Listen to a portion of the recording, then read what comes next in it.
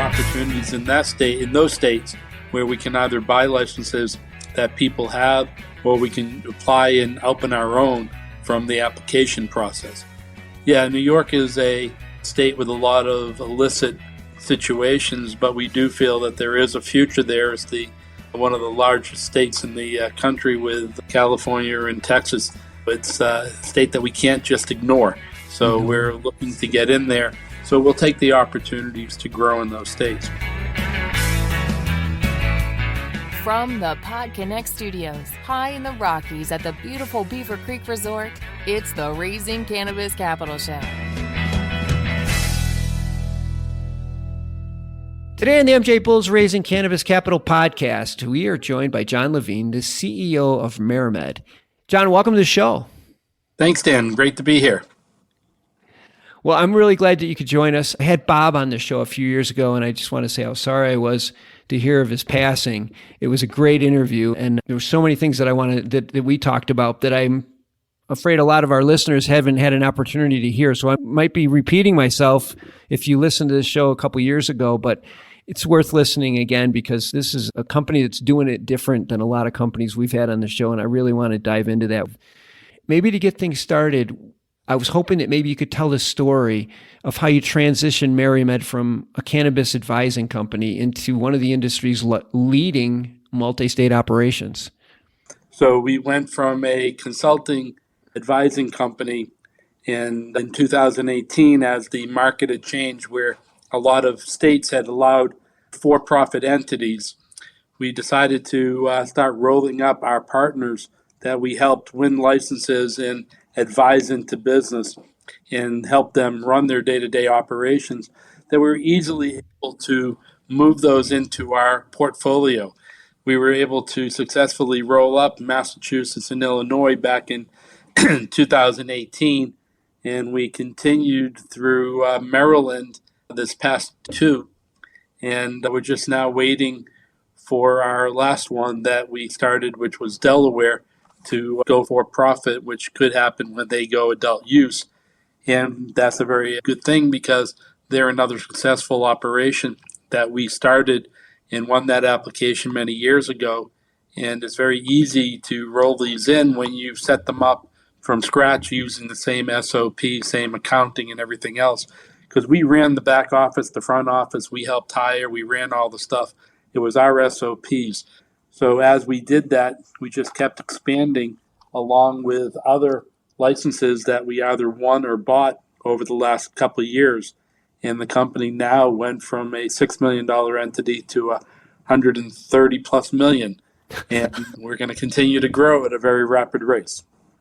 Oh, that is such a great story, such a great story. And I think I counted 4, but I think I think you're in more than 4 states total. How many are you in right now?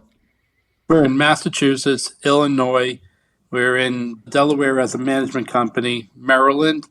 We just opened our first dispensary in Ohio, and we're in the process of building out a processing center in Missouri. So we'll be in a total of 6 states. That is so great. Now, you talked about a lot of the growth, or all of the growth, was working with partners that you established, developed over the years. But moving forward, you're going to run out of those eventually. So what will growth look like in the future? Will you continue through the sort of acquisition, acquiring type of mode, or mostly will it come from organic growth? Well, our strategic plan is to continue the roll-up of our partners. We still, as I said, have Delaware. But then in each of the states that we're in, we want to build out and grow in those states to the maximum allowed by the state codes. So here in Massachusetts, we successfully expanded into 2 additional dispensaries in Massachusetts this year, and that gives us 2 additional licenses, which we've applied to the state for, and then we'll be maxed out in Massachusetts. Illinois, we just successfully opened our 5th retail dispensary, and we have 5 more to go. So we're looking for abilities to either purchase or to apply for 5 additional licenses, as well as we're finishing up our cultivation and craft grow in the state of Illinois that will make us fully vertical in that state also. Then in Maryland, we opened up our dispensary along with buying the license of cultivation and processing and are fully in vertical within that state this year. And we're hoping to be able to expand to additional dispensaries, which are another 3, but they have a moratorium for 5 years. So it may not be as quick as we would like, but we will eventually grow in that state. And then, as I said, we opened up in the state of Ohio. Well, we can buy another 4 retail licenses, and we can also get a cultivation and processing there to become fully vertical. So our goal is to be a fully vertical operation in every state. And those are just some of the states that we're working on presently to become fully vertical. Then we're looking to be able to expand into additional states with restrictions on the number of licenses or that are going to have application processes like we just applied for in Texas. Then we're also waiting for Kentucky to come online with their application. So we're going to look to expand into those states.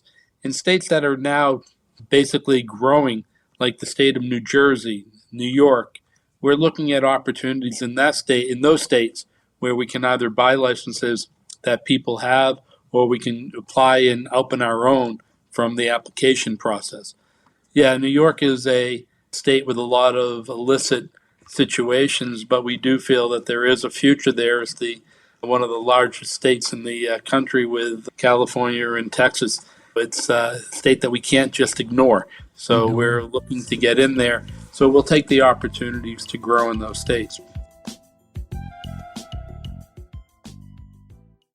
The last piece of our strategic plan, which is our branded products, to expand our branded products into every state that we're in, plus be able to license like we do in Puerto Rico and Maine and Rhode Island. But we're also expanding our product lines. We want to find those innovative ideas and expand on them so that we have top winning brands in every state that are under our control that we can put out there that are top sellers, like our Betty's Eddies, our Vibations and Bubbies. And I think that is a great concentration, is to expand our brands with new ideas in a market that's all about brands for the future. Yeah.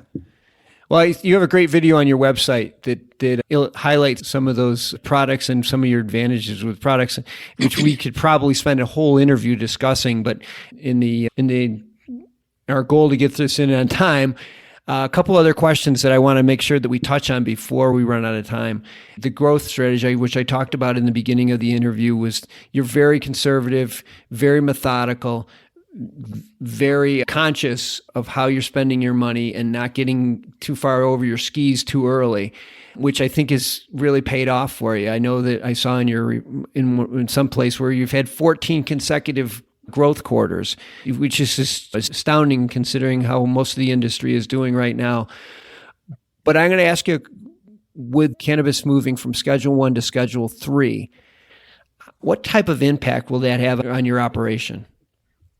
Oh, we're very excited to be seeing the rescheduling. If that was to happen, then the 280E tax law goes away, which basically saves us cash flow-wise millions of dollars.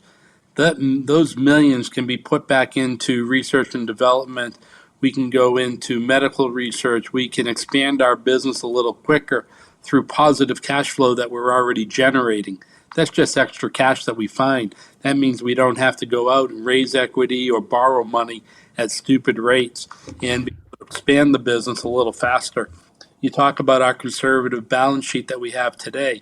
That's part of the reason we haven't grown quite as fast as everybody else, is because we've been working on growing through cash flow without having to borrow monies that are going to put us into a big bind.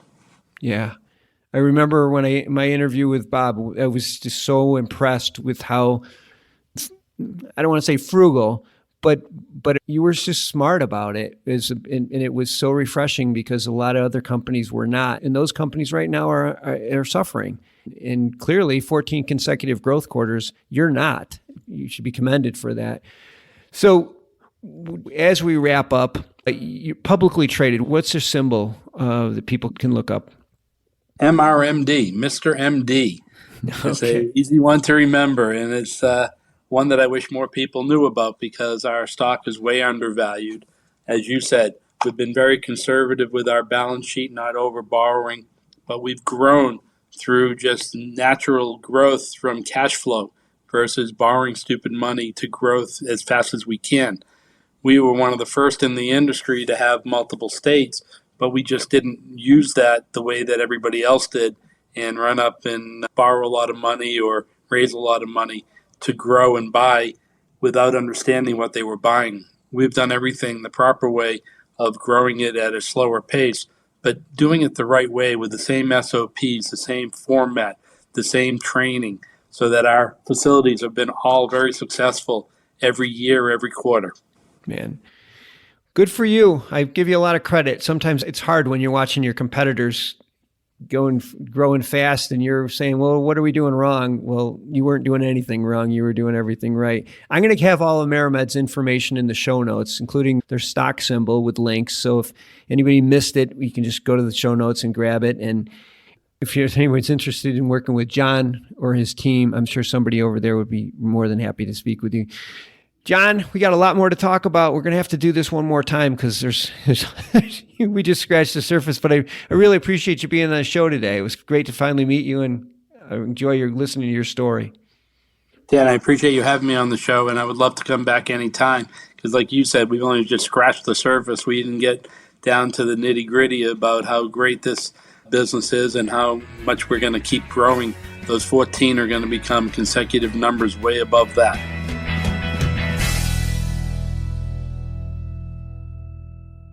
Thanks for listening to today's show.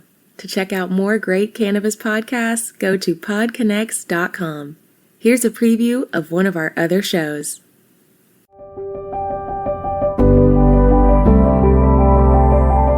Hi, it's Justin Benton, host of the Miracle Plant Podcast, where we discuss this miracle plant that goes by so many names and how it's helping people in so many extraordinary ways. So if you love this plant and you want to hear a story that tugs on those heartstrings and learn more about this plant, then head on over to the Miracle Plant Podcast. You'll be glad you did.